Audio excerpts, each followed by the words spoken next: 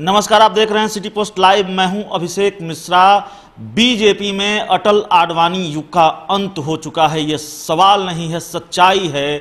देश की सबसे बड़ी राजनीतिक पार्टी भारतीय जनता पार्टी का अटल आडवाणी युग का अंत हम इसलिए कह रहे हैं। अटल जी पहले ही दुनिया को विदा हो चुके हैं और राजनीति से पहले ही उन्होंने किनारा कर लिया था। अब आडवाणी जो 2014 के बाद मार्गदर्शक मंडल में डाल दिए गए और कथित रूप से ये कहा गया कि किनारे लगा दिए गए।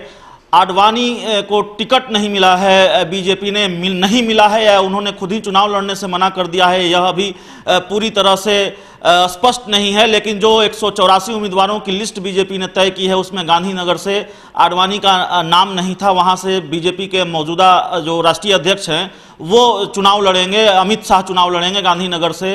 तो आडवाणी ने अपना दर्द बयां किया है ट्विटर पर, और दर्द जिस तरह से उन्होंने बयां किया उससे साफ है कि वे चलना चाहते हैं लेकिन कोई उन्हें चलने से रोक रहा है। तन्हाई उन्हें सालती है, किनारे लगा दिए गए हैं और ये अकेलापन उन्हें दर्द देता है, सालता है। तो आडवाणी ने ट्विटर पर क्या दर्द बयां किया है? आडवाणी ने ट्विटर पर लिखा है कि थोड़ा थक गया हूं, दूर निकलना छोड़ दिया है, पर ऐसा नहीं है कि मैंने चलना छोड़ दिया है। फासले अगर रिश्तों में दूरी बढ़ा देते हैं, पर ऐसा नहीं है कि मैंने अपनों से मिलना छोड़ दिया है। हाँ, जरा अकेला हूँ दुनिया की भीड़ में, पर ऐसा नहीं है कि मैंने अपनापन छोड़ दिया है। तो साफ तौर पर आडवाणी का दर्द, और दिलचस्प यह कि ये ट्वीट ठीक उसके बाद आया है, बीजेपी के उस फैसले के बाद आया है जब बीजेपी ने अपना 184 उम्मीदवारों के नामों की घोषणा की, और इस लिस्ट में बीजेपी के दूसरे वरिष्ठ नेता मुरली मनोहर जोशी का नाम भी नहीं है। तो कहा जा सकता है कि किनारे लगा दिए गए जो बीजेपी के वरिष्ठ नेता थे।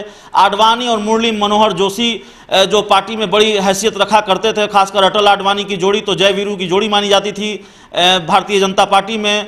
उनका ये हस्र इस तरह से, और आडवाणी का ये दर्द साफ तौर पर उन्होंने लिखा है। वे चलना चाहते हैं, दूर भले न निकल पाएं लेकिन वे चलना चाहते हैं, लेकिन चलने नहीं दिया जा रहा। तन्हाई सालती है, अकेला छोड़ दिया गया है और अकेलापन उन्हें दर्द देता है।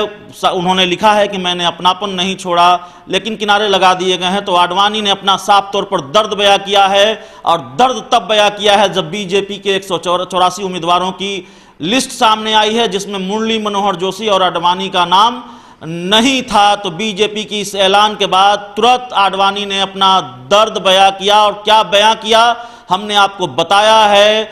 दुखी हैं आडवाणी, चलना चाहते थे लेकिन चलने नहीं दिया जा रहा। तो इस खबर में इतना ही। अगर आपको हमारी खबर अच्छी लगे तो इसे अपने दोस्तों के साथ शेयर करें, हमारे यूट्यूब चैनल को सब्सक्राइब करें, बेल आइकन जरूर दबा दें ताकि हमारी खबरें सबसे पहले आप तक पहुंचे। प्यार, समर्थन और सहयोग के लिए बहुत बहुत धन्यवाद।